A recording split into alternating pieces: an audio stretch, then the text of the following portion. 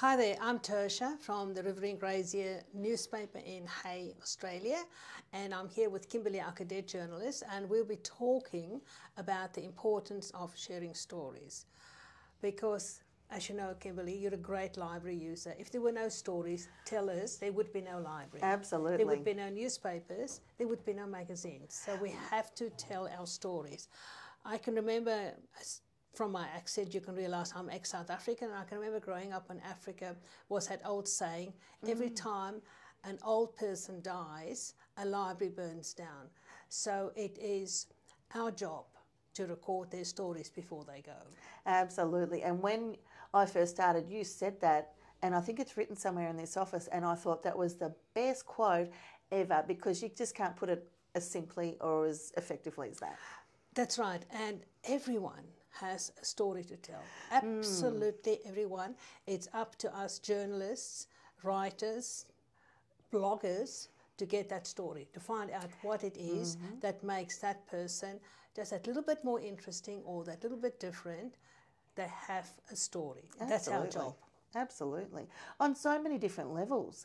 Like, you know, it's always good to know that story of that person. That's my favourite part of my role, is that story of that person you see every day down the street, or you see in your job, or you see when you go to the supermarket, and you take people for granted in the way that, you know, because I've always been from Hay, never gone, you know, much of anywhere, and people are just there. They're institutions that you believe you know, or take it for granted that you know.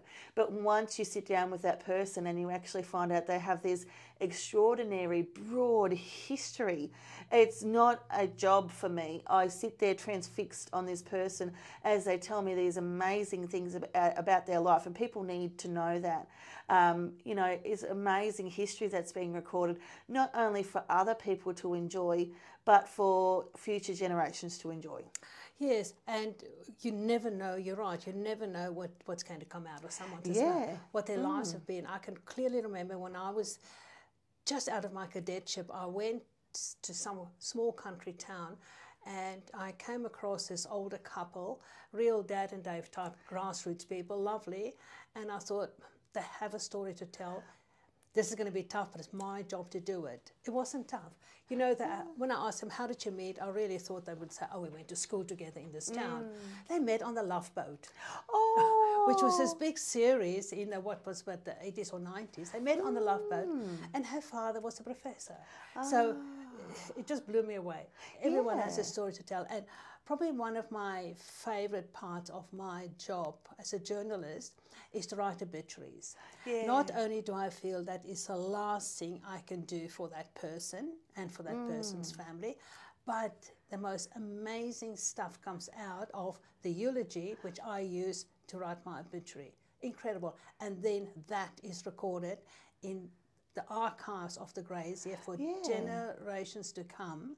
People come here to do their family research, and this is a great source for it. Absolutely, and I find it heartwarming. You know, even though I've had nothing to do with the recording of that history, I find it heartwarming when certain people walk in and they say, oh, I haven't been in Hay for 30 years, but my father used to live here. He died in the 80s, and I was really hoping to just have a look through and, you know, see the article about him or his obituary. And I think, it's so lovely to be such a small part of something that can really enrich people's lives. Like, you know, that part of their family tree, or just that, you know, puzzle piece.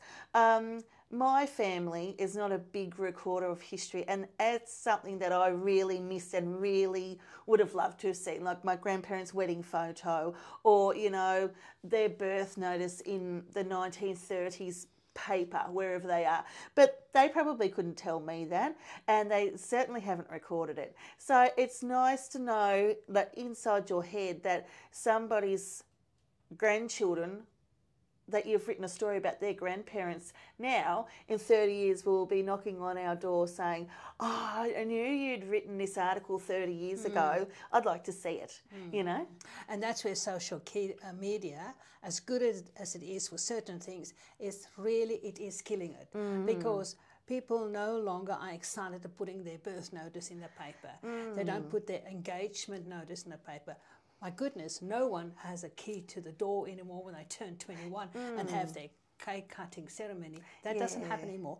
And they don't put their weddings in the paper. So all of that data is then missed when people do their research. Don't know when they were born, don't know when they got married, or even what mum's maiden name was, because it's no longer there. That is why the obituaries are so vital. Absolutely, yeah. And it doesn't cost a cent to us. That's the last thing we do for that person. That's really lovely, and it's a great sentiment as well. And yeah, no, it's just that history you cannot get back. I remember when just before my grandfather died in 2006, he started to rattle off heaps of things about his experiences in the Navy and all these different things. And me being a very immature 21-year-old, I was very immature for my age. I didn't quite realise the significance of that I can look back now and think, wouldn't it have been nice to have a camera out or a notebook out or something out, you know, and then he died shortly after. So it's really important. So, yes, our job is very important, and we just really would like to tell your story. Oh, absolutely. And not only for the future, but for now. I mean, you know, people deserve to be recognised and celebrated, even though I know most people are very modest and very loath to have their information or the spotlight on them. But people's achievements are wonderful and they are worth celebrating, whether it's young people who, you know, are significant sporting talented, or it's this wonderful lady that works behind the scenes. There's so many volunteers in town that work behind the scenes without a shred of recognition, you know, and they really deserve that. Good, yeah. And not to mention the fact here that we've had a little bit of a makeover, Tertia. What do you think about all of this? This is beautiful. We are ever so professional now. Yes. And we shall tell a story about that. Yeah. So we now have our own recording studio. That's something that's always been lacking here. Krista, our manager, we've kicked her out. She's sitting in the corner over there with the rest of us. Corner. Next to the doors, stop swinging. And we've taken over her office with her blessing and with Krista's idea, and turned this into our recording studio, which is just wonderful. And it'll also serve as a great interview area especially for you, Kimberly, because I have my office. You sit in the common area. So, yes. Yeah, no, it's nice. And Cheyenne is just...